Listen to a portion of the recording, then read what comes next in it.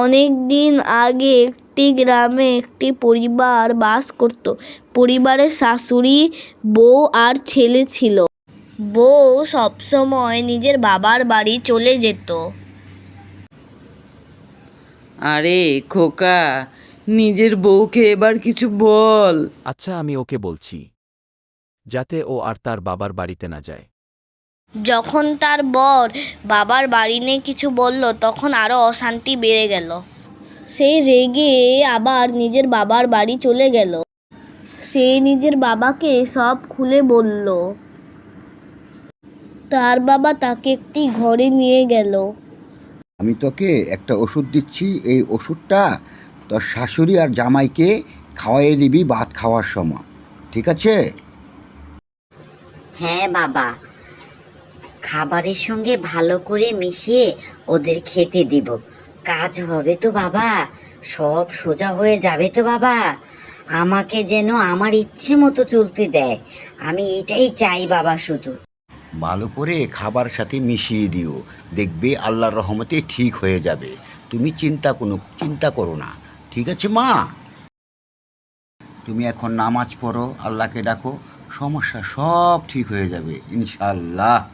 শুনো মা, জামাই শাশুড়ির সাথে ভালো ব্যবহার করবে, ঠিক আছে মা? তাহলে ওরা কিচ্ছু বুঝতে পারবে না, সুন্দরভাবে থাকবে ওদের সাথে, নামাজ পড়বে, আল্লাহকে ডাকবে, দেখবে সব সমস্যার সমাধান হয়ে যাবে। সে নিজের শাশুড়ি আর বরের সাথে ভালো ব্যবহার করা শুরু করলো আর তাদের নিয়মিত ওষুধ দিত। আর সে নিজের স্বামীর সাথে কোনো ঝগড়া করতো না। তারপর তার সংসারে মন বসে গেল। সে নিজের বর আর শাশুড়িকে ভালোবাসতে শুরু করলো। সে ভাবলো, এটাই তো আমার বাড়ি, আর আমি তো বাবার বাড়ির মেহমান। আচ্ছা, কি করি, কোনো কিছুই ভালো লাগতেছে না। সংসারের সব কাজ শেষ করলাম, এখন আর আমার বাবার বাড়িও যেতে ইচ্ছে করে না, কিন্তু ভয় লাগতেছে। বাবার কাছ থেকে যে ওষুধটা নিয়ে আসলাম, ওষুধটা যে ওদেরকে খেতে দিলাম,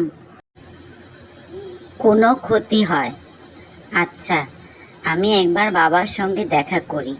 আমার আর ওষুধ দরকার নেই, দেখি বাবা কি বলে। বাবা ছাড়া এই দুনিয়ায় আমাকে আর কে পরামর্শ দিবে?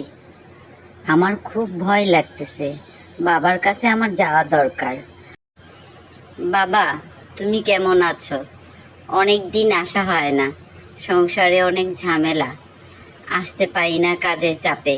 তুমিও তো আমার কোনো খবর নিচ্ছ না, আমি অনেক ভয় পাচ্ছি ওষুধটার জন্য।